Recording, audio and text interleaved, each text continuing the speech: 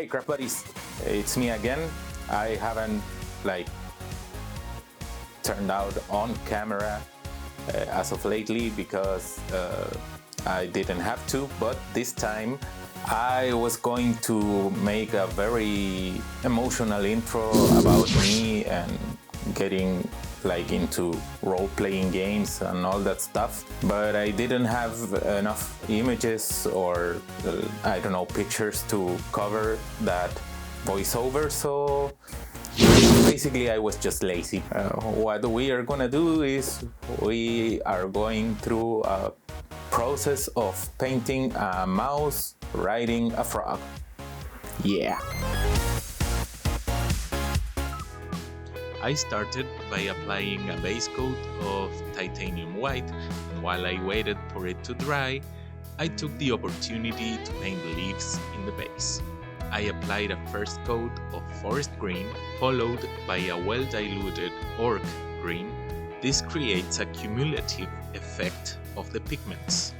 You'll see the results later because I applied this logic on the frog's skin. I made a mixture of rotten meat and king yellow in a ratio of 80% rotten meat and 20% king yellow to give it a more or less ochre tone that I was happy with.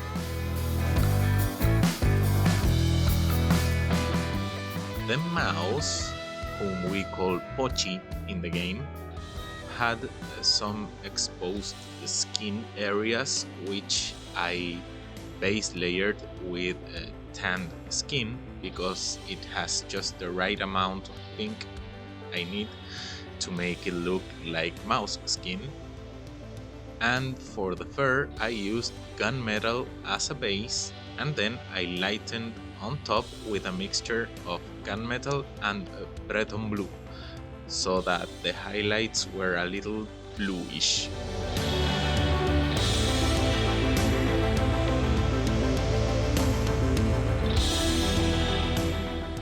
It was time to do the highlights on Pochi's skin, and I did it with dead meat because it gives just the right touch of orangey pink for the skin of his ears, his little nose and his paws.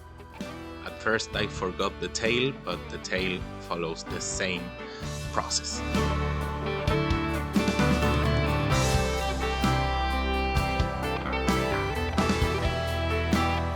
Then I mixed 60% Breton blue and 40% of gunmetal for the final highlights on the fur, and I diluted this mixture well so that it was a smooth transition from the darker tones to the lighter tones.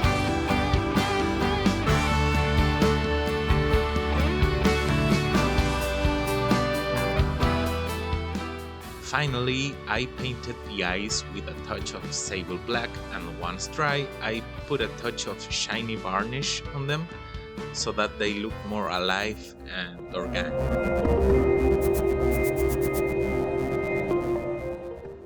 It's time to paint the leaves he uses as a cape. For that, I applied a base of oriental skin, and on top of that, once dry, I applied intense red so that they look like dry leaves. As I mentioned before, I had forgotten to paint his little tail, so I followed the same process as with the skin.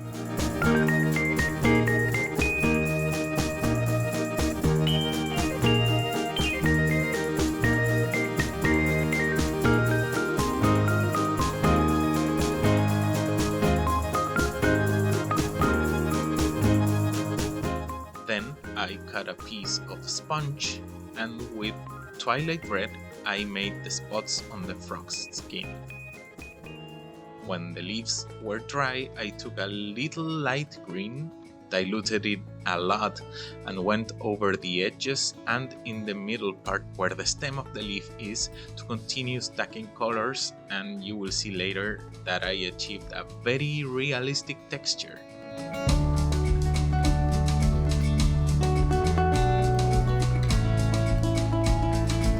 Now Now it only remains to finish some details like the hazelnuts that he carries, I suppose as provisions. Then I painted the buckle and other metallic details of it with silver, and the buttons and clasps of his saddlebags with gold tone.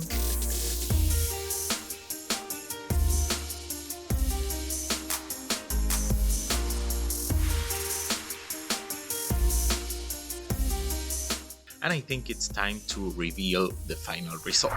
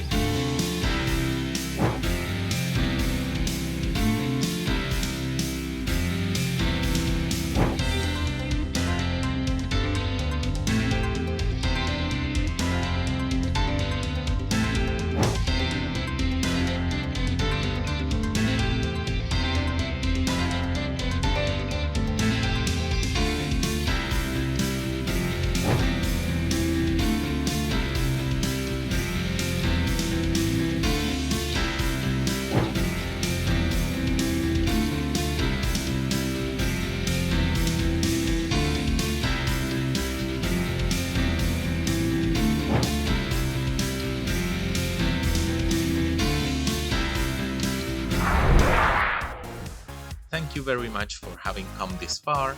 Thank you very much for sharing, liking and commenting on this video.